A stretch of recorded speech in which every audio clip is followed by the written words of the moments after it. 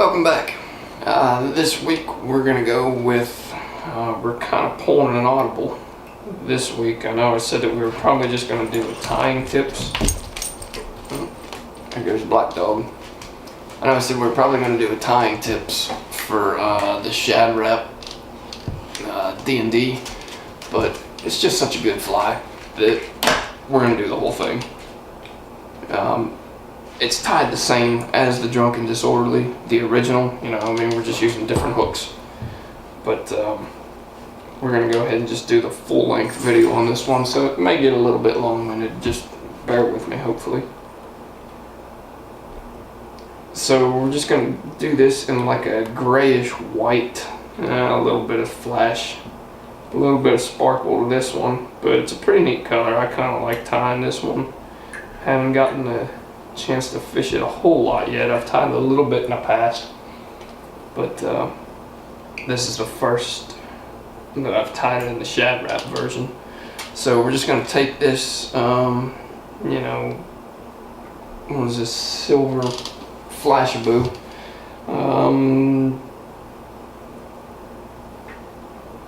10-12 strands ish, somewhere about there. I don't know, I don't really measure them out or count them. I just kind of go with a gauge that I use all the time. I just eyeball it. There's no exact science to it or anything, just eyeball it. I would guess 10 to 12 is what we're looking at there. But we're tying on an Ahrex TP650. This is a size 1 for the back, and we're going to go with the 650 size 1/0 for the front hook. And we're just going to take this. This is some silver UV polar. Get that tied in, and you can see everything's kind of, I found that if you tie this stuff in upside down, that when you make your first rotation, your fibers go to the back. So, well, at least for the first couple of wraps, and you got to keep manipulating it, but it seems to be a little bit easier if you tie this stuff in upside down. See how it's wanting to spin on me now, so I gotta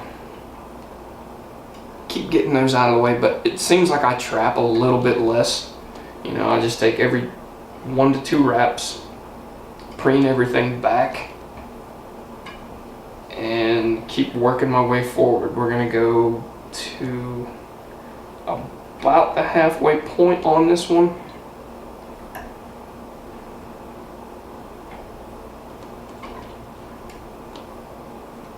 And we'll just tie this off. It didn't seem like we trapped too much there. Things look pretty clean. Build up a little thread base for our bunny. And trim.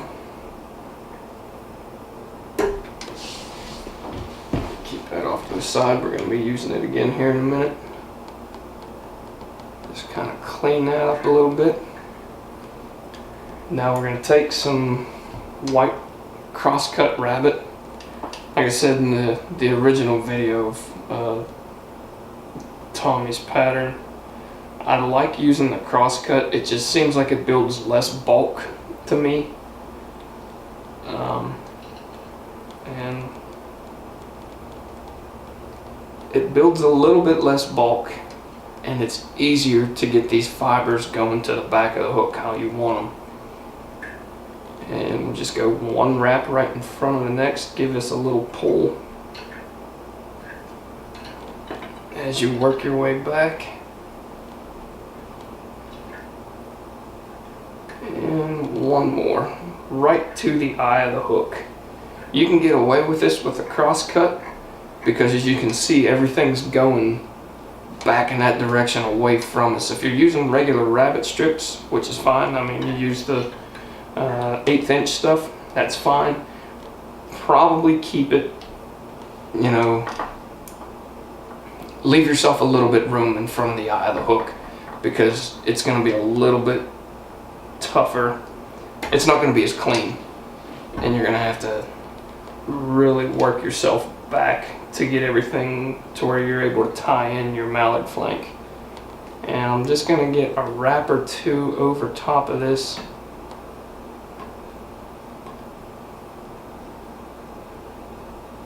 There we go. Now we have our rabbit sitting back nice and clean, just how we want it. We're going to measure this out with our top mallard flank. It's just a regular mallard flank. We're going to set this on top. It's not dyed or anything, it's just your natural. We're going to set this right over the top, leaving some of the Flashabou that we tied in for the back exposed. Get just a couple of wraps. Pull down a little tight on this, and there we go.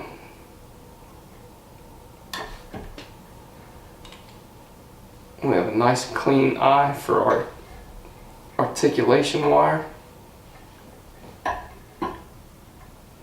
Half or whip finish. Cut this off. You can see nice clean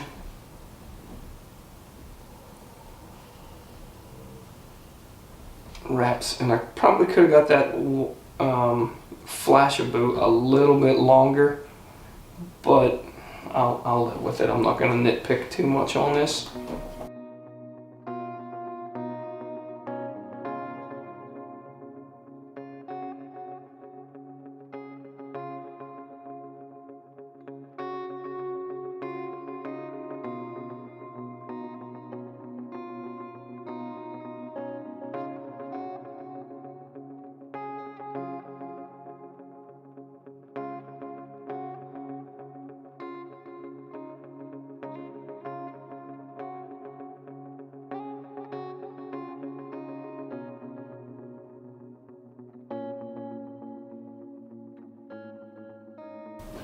Alright, so we're going to take now our silver Flashabou again, and we're going to run this right over the top.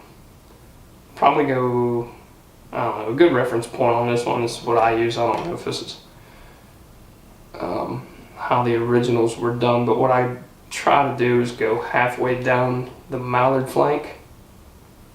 And like I said, it doesn't have to be exact. I mean, that's just a general reference point. That way, you know, you have consistency throughout your flies. We'll call that good. Now we're going to go back to our bunny. Line this up to where all the hair is coming my direction. Peel off a little bit on the end and get this tied in. And I'm just going to take probably about 3 wraps on this, one right in front of the next.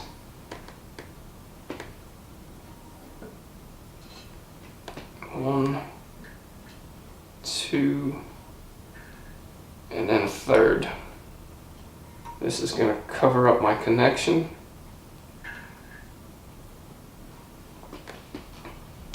We're going to tie this off. Sugar. Tie that off. And then we're going to go back over top of this, just, you know, maybe 2 or 3 wraps back, just to make sure that everything's going to go back in the direction we want. Like I said, with the cross cut, you really don't have to worry about that too much, because it'll naturally go to the back as long as you tie it in right. It'll naturally go back that direction for you. But just adding those couple of wraps will go a long way to making sure that it does. So here's what I was talking about earlier. You can see with this UV puller, I have all the fibers pointing down. So this is what I meant by tying it in upside down.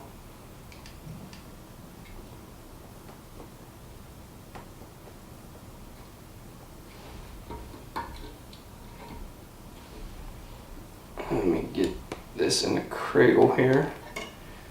And as you can see, like, as I make these first couple of wraps, I got a rabbit in my nose, the bulk of the material is heading toward the back with the direction that we want it to set in. And then you can just take and twist this stuff as you're working with it to ensure that it stays going toward the back for you. But I mean, you're still going to have to manipulate it as you go. I mean, you can see, I mean, that one, it's moving forward on me. So just give it about 2 wraps, peel everything back. The big thing is right here is we're not trapping material, so we don't have to go in after the fact, pick it out with our bodkin or anything like that.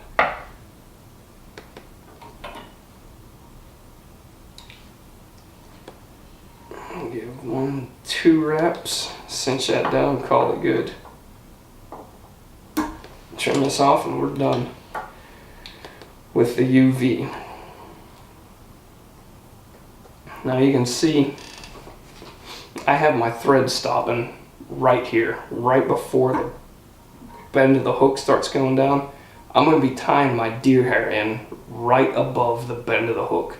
So keep your materials backed up a little bit. Don't rush yourself, because you'll wind up getting to where it's time to tie the head in and then you have nothing to work with. You've got no hook left. So if you're leave a little bit of extra room. If you want to err on the side of caution, it's better to have more back here than it is to have less up front. So next thing that we're going to do is just grab our 2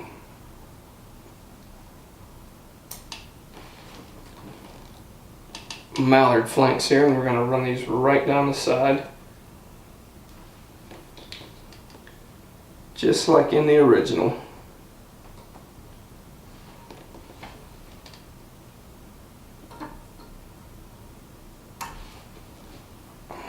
Measure this one out with the one on my side. That's pretty darn close.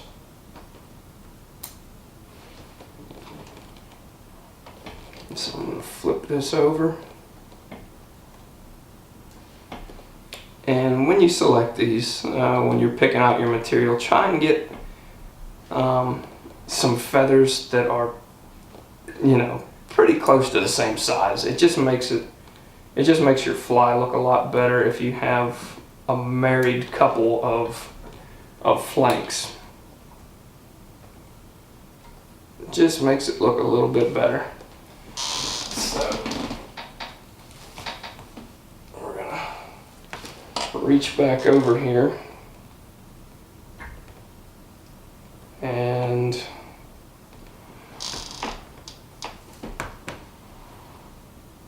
I don't know, we're gonna call this 8 to 10 strands of silver Flashabou. We're going to double it over, so what would that be, 16 to 20?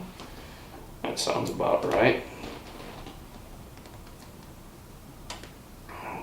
I like these to be a little bit, I like this one to have a little bit more in it than I do the previous 2. I don't know why, I just like the way that it looks a little bit better. So we'll throw those in, tie them in, cut it off. And then we're going to go with some cross-cut. This is Chinchilla bunny. This I don't know. Once again, this attire's preference. I really like the way this stuff looks. I like the accent that it gives to this color scheme. So I go with this, and we're just going to go probably 2 to 3 wraps, one right in front of the next. But don't rush the head. There we go. So we're still good. We're right before our bend, which is where we're going to tie in our collar and start the deer hair head. So we've got 3 wraps, one right in front of the next. And we're just gonna kind of pick this stuff out, you know, clean it up a little bit. So our bend is starting to disappear on us, but you can still see, I mean, right here is where it is, like right where my thread kind of stops. We're backed up right there is where our bend starts. Now, what I said I did different on this one than I do the standard is I don't cut the collars like I do with the D&D or not the D&D, the standard Drunk and Disorderly, or, you know, a dungeon, a cougar, white girl, whatever it may be. I don't cut these collars because it just seems like when you're tying on this descent, when you trim the collars, there's a bump right there that just, it's really tough to hide. So what I do with this is I measure out my collar, how long I want it. I'm going to trim some of this stuff back here because it'll really be out of control. So I just trim this up. You can see how long it was just with that one fiber right there. So I just trimmed it up just slightly. And we're going to throw this right on top. Like I said, right where the hook is starting to descend. Keep a good grip on this.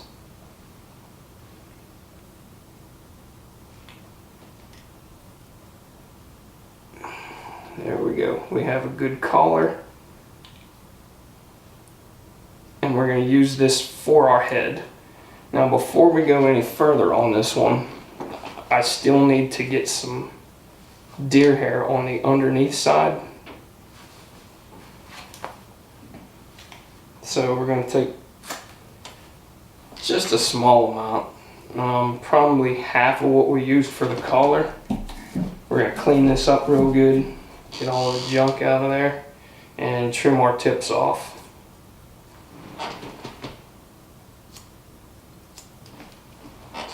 Now, this can get a little tricky here because, like I said, we're working right on the descent, and things can tend to want to slide down on you. So just set this in place underneath.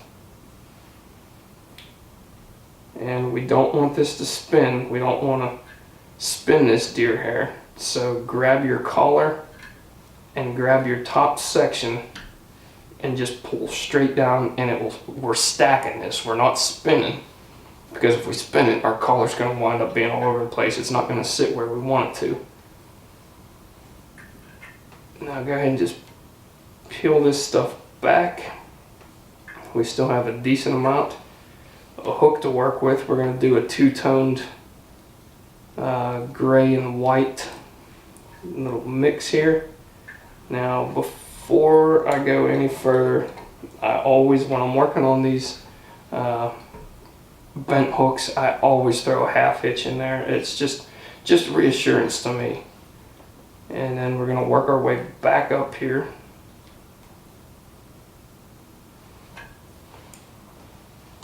And we're going to take some white. This is just belly hair. And I don't want, you know, I mean, it's not a real thick section that I use here. Probably about the same amount that we use for the underneath side on this, you know, not counting the collar. Just clean this up a little bit and cut off our tips.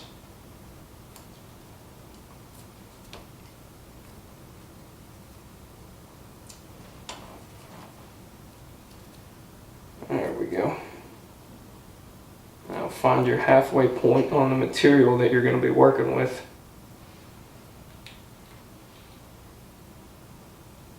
Give it 1, 2, and then your third one is going to spin it.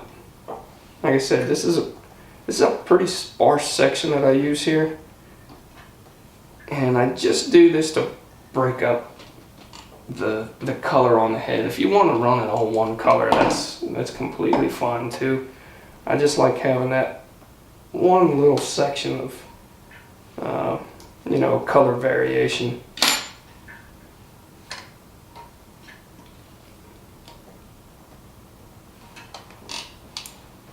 Now we're going to take another piece, another chunk of gray to finish this out. And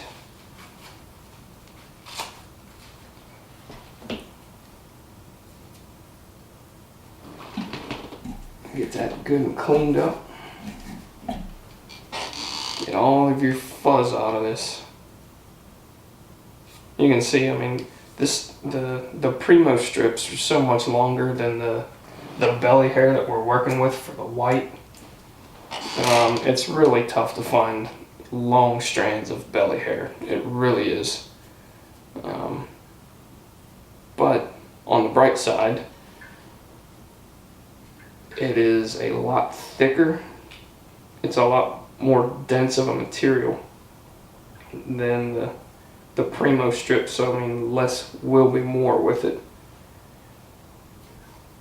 And then we'll get a good spin with our gray. And you'll see when we start trimming this, that white will pop out of there pretty good. It's gonna look pretty good.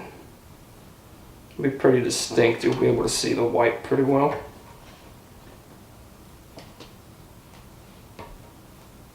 Oh, get in there.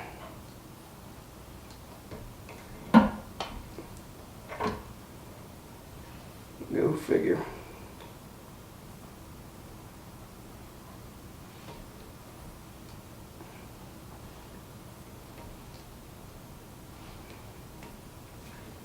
Well, I got this a little close.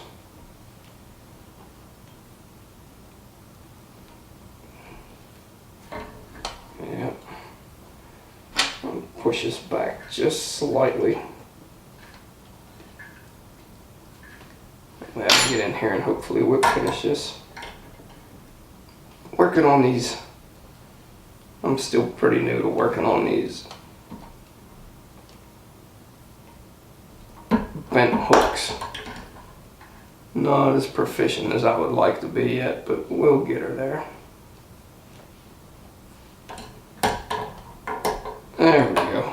I looked sort of like an amateur for a second. Alright, so we'll reset our hook back in the vise there, and we're going to take a comb, if I can find it, and we're just going to kind of fluff this stuff out a little bit.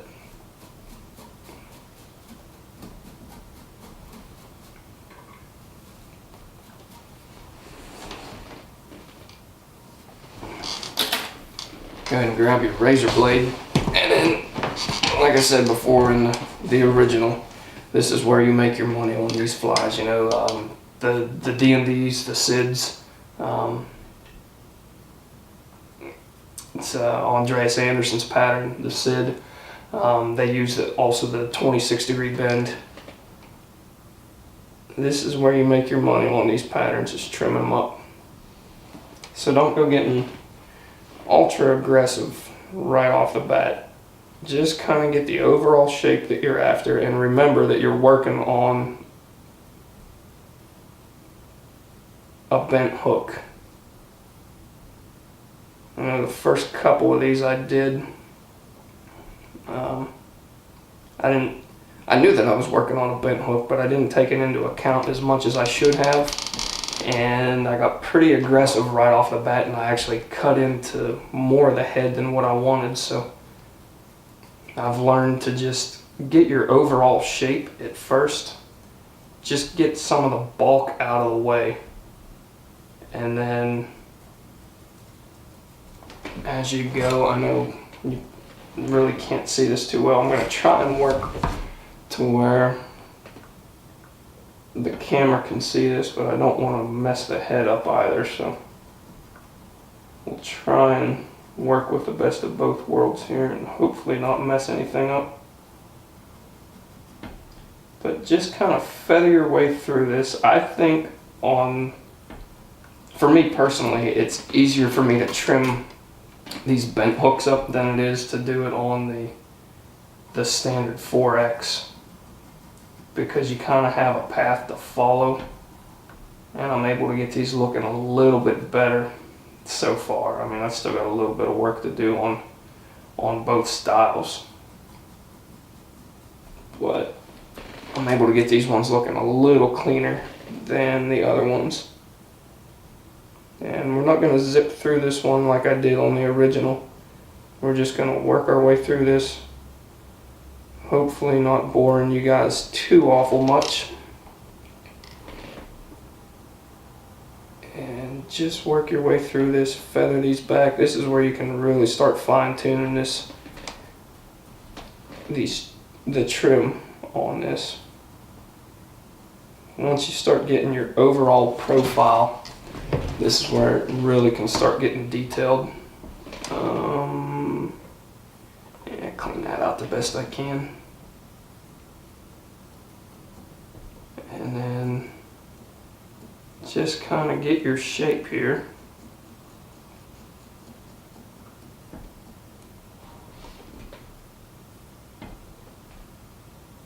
We'll start trimming these sides up.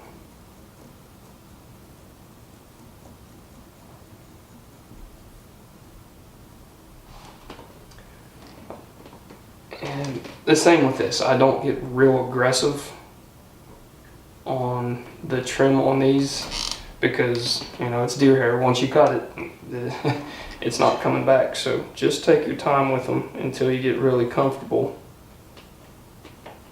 with the overall shape that you're after. And even then, I mean, it's still easy to kind of get too far ahead of yourself and mess these up. It's a shame to tie the whole pattern and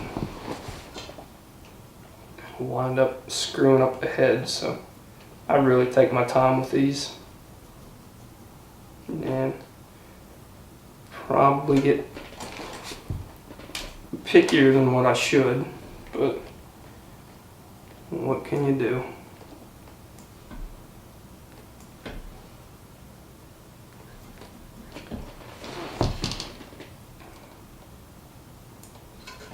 Just go through here and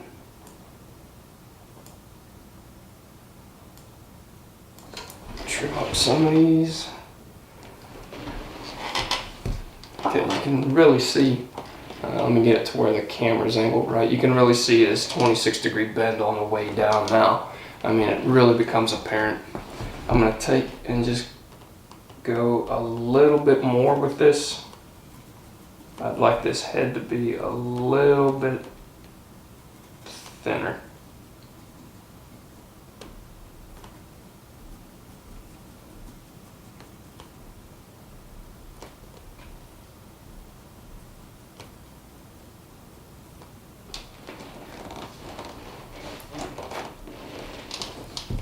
That's starting to look pretty good.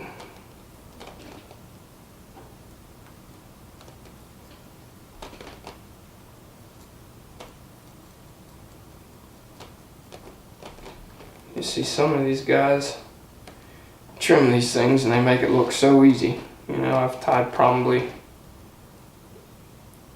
I don't know, 100 of these wedge style between the SID and the D&D, and I'm still not as proficient as what I would like to be.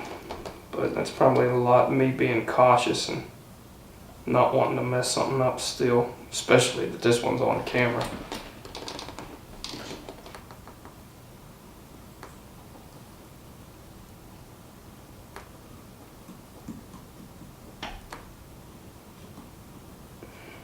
I'm going to make this a last trim here, and then I'm going to stop regardless of how it looks. I'll pretty it up for the picture beforehand, but I won't subject you guys to watching me nitpick over this. But outside of adding the 5mm eyes. Get that damn thing out of there. Outside of adding the 5mm eyes, I'm going to go with the fire fish skull eyes on this one. And the loon finish. This fly is done. There is your shad wrap, Drunken Disorderly from Tommy Lynch. If you guys, as always, have questions, whatever it may be, shoot them to me, let me know, and we'll try and get everything squared away. But thanks again for tuning in, and we'll catch you on the next fly.